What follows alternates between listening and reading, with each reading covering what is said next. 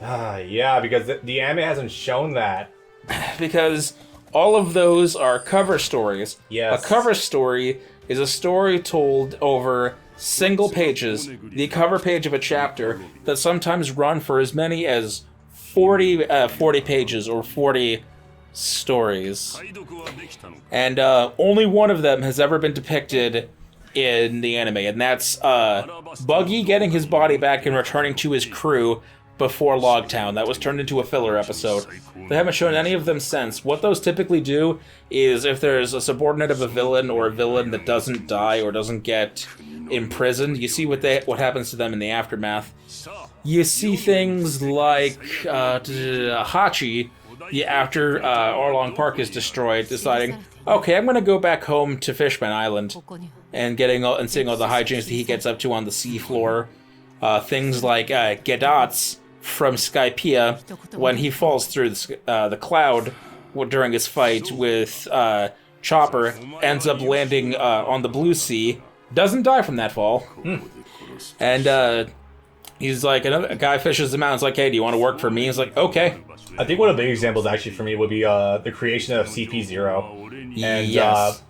Also the funny little thing about showing what all CP9 was doing after Yes, the whole Eddie's lobby thing. It means nothing. That doesn't really hold up to anything, but that's just the main thing that I can think of. The CP9 petting zoo.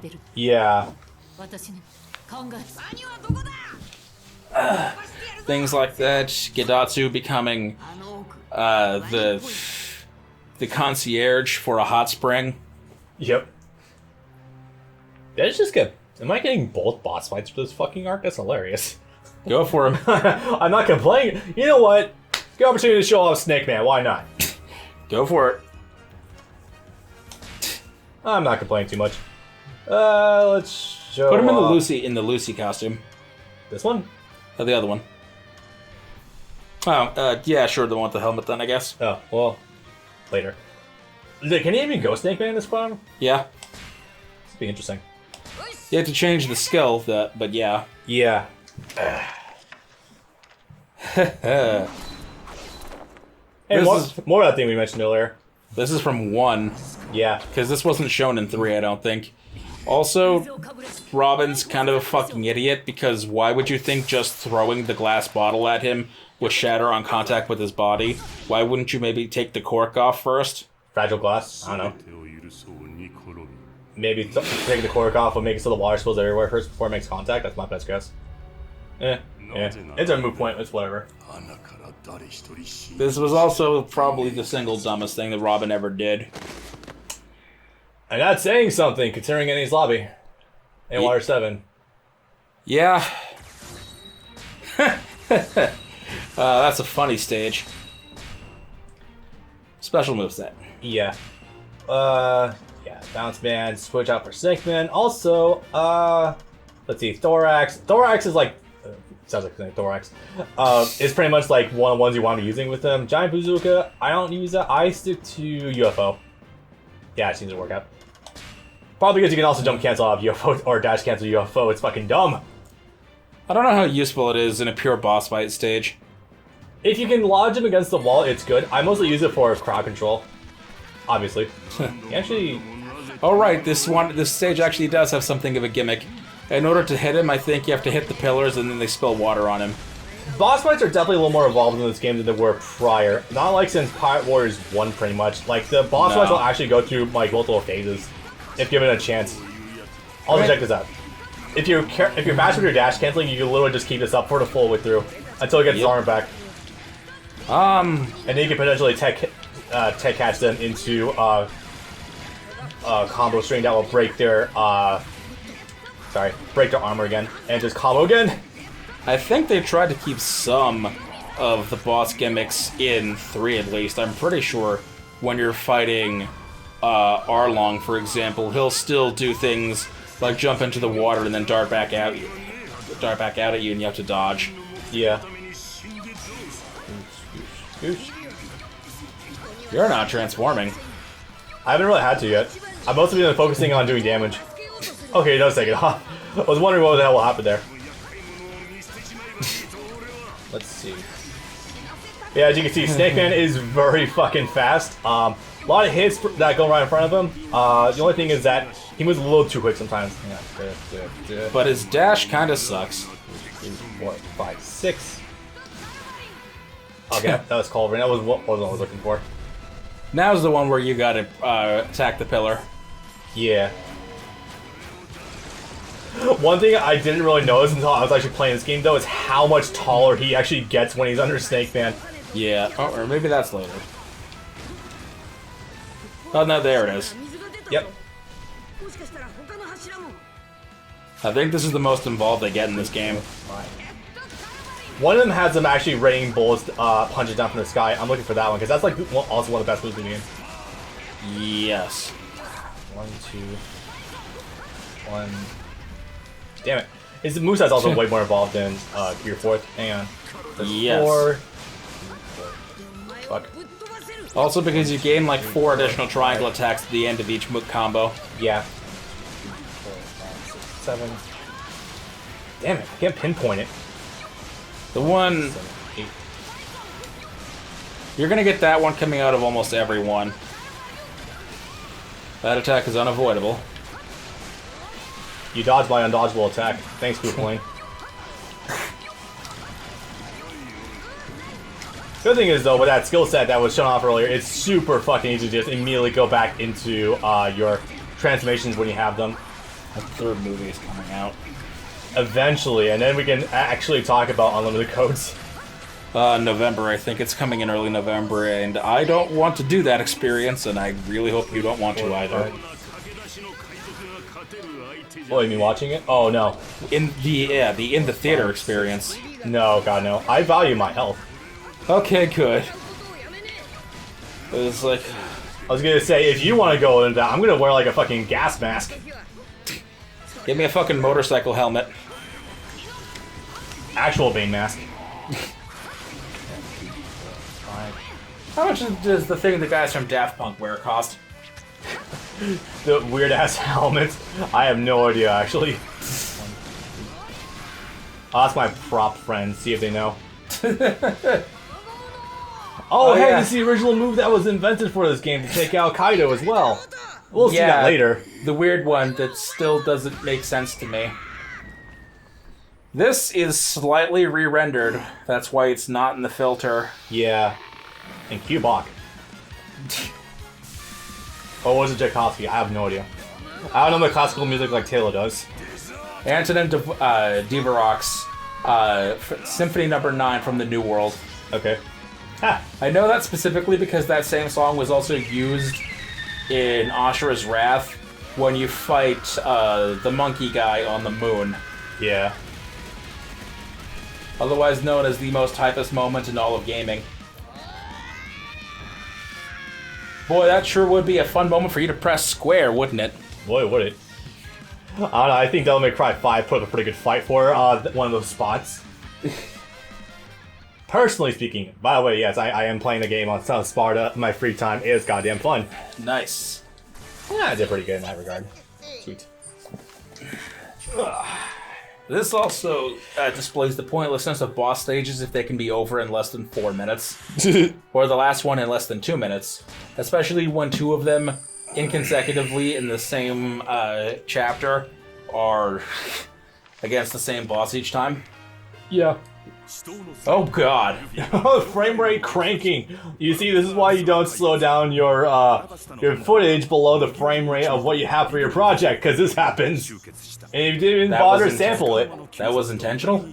Yeah, well, yeah, I guess they didn't figure out that, hey, you can also, like, artificially fill in frames in, like, After Effects. Oh yeah, the thing that Annie-Twitter hates. Oh yeah, I fucking love that Facebook. Do we still have it? Yeah. Oh, well, I guess on that note, yeah, the cleavage got bumped on the models, so why are we zooming into him? That was weird. Because it's Kazuki Yao's time to shine. Yep. He went to prison for this. But we will not get back to that later. Nope. He's fucked. Oh my god, it's like we're at Kabuki theater kind of style. I love it. Yeah.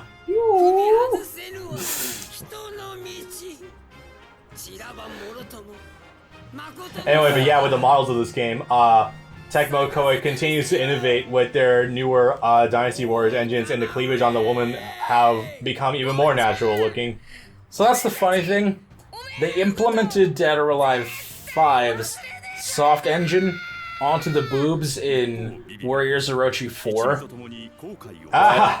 But not in Dynasty Warriors 9, I don't think. Really? No, I don't think so. Into Warriors Orochi 4, which I guess would have had the most use out of it. But they didn't put it into this, and I would think if any of their games would have made the best use out of the soft engine, it would be a One Piece game. Yeah, no kidding. I wonder if the models were just incompatible or some dumb bullshit. I have no idea. That wouldn't surprise me. Yeah. Oh, hey, also, source filmmaker, porn makers. I'm just saying, this game is on PC. I'm just pointing that out. People did it for 3. It took a while, but people did it for 3. I'll have to go research that later. Gelbaru is a hell of a drug. Yeah. And then there's Senkaku charging now for premium usage of their shit. I'm like, why? You're covered in ads. Excuse me? Yeah, they are actually. What does a premium service even offer? No ads, and you can see all their posts now. Ugh, and my suffering. Anyway, bye, Vivi. You won't be relevant to the story ever again. Hopefully someday, maybe, because... Reverie. Eventually. I mean, saying Reverie is basically the same thing as saying never again. In Yeah. the Reverie, she also made friends with Rebecca, who is also a princess, and also with Shirahoshi. So, you know, the 3 girls that want to jump on Luffy's dick but will never get the chance to. Yeah. But then also at the same time, way more interesting things are happening at Reverie, but we don't get to see much of them because Reverie gets cut off after like 3 chapters. Mm-hmm. King in the empty throne? I don't know what you're talking about. Someday maybe we'll get an explanation on that. This throne here is a symbol that it's empty because no one man or no one ruler is greater than any other. We say as we make this display to all of the other kings and princes that are here for their stay for the next 2 weeks. Then immediately, like 6 hours later, that same day, King Eam, who would you like us to wipe off the face of the planet next? I love shit like that. I give him credit. At least they're being honest about being two-faced. Yep. It's funny. And then there's fucking. At least they're honest about the actual marine capital being corrupt. As if it took anything above looking at a celestial dragon to get that idea, really. Do you know anything about Sabo's brother? I know his family was wealthy, and I believe they were important, but I don't know much beyond that. They were the royalty of... I don't think the island was called the Great Terminal. I think that was just a location on the island. But, they were the royalty of the island that Luffy starts out on, with the bar that Shanks is on and whatnot, and also the other side of the island, which is the Trash Island. Oh, right, yeah. And after Sabo runs away, the parents are like, "All right, well, we have to adopt a new son instead of creating one because we need to keep the lineage going." Yeah, sort of. And then he took over his royalty, and he's a spoiled, stuck-up brat, completely worthless, completely useless, as disgusting as they get. And he shows back up in modern day in the... Oh, it sounds fun. At the Reverie, and when they're doing the tour, the Goa Kingdom, that's what it was called. When they're doing the tour of Marijois, and he sees that, his first thought is, I'm going to sit on that throne. I'm going to sit on the throne of the king of the world. Wasn't that trash part of the island also kind of razed to the ground? Yes. I vaguely remember things about the Sabo OVA, but not a lot. Yes, that was the plan. They were going... the wealthy side of the island was going to have the other side burned to the ground, so that way... Gentrification. I was definitely going to do more class warfare, but absolutely, yeah. Those are the same thing. Ah, fuck. None of that. Well, luckily for us, Usopp is a little bit better in this game than it was prior. I don't know. No. Usopp is decidedly worse than he was in 3. Really? Yes, Usopp is in contention for worst character in this game. In 3 post time skip, he was a lot of fun.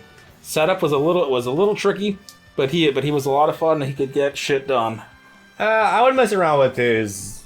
I know that he still has that one beast running move, and that's not too bad. Which green star was that? He got a lot of plant powers when he was stuck in the Beetle Kingdom during the time skip. We're still here. Batman, I think, only spawns sometimes if you actually zoom in. That was weird. Oh, right. So, we're real sad about how Vivi's gone, and then we have a guest. And then instead of spending any time with that guest, we're just going to skip to the part where that guest decides decides to fuck off. Decides that they're going to leave and save us from being all hunted down and killed, even though she's been here for approximately 15 minutes. Weird, but okay, why not? Yeah, just have her immediately just piss off. Sure, that's the thing we get. You know what's funny is they have these outfits for Nami and Robin, but you cannot play as their pre-time skip forms at all. Nope. Even though they have their models in there. That's right, I don't think you can even play as Nami or Robin during the actual story mode before time skip. Oh my god. You don't get a chance to play as them until the New World. Yeah. I think the first chance you get to play as any of them is in Dressrosa. That's unfortunate.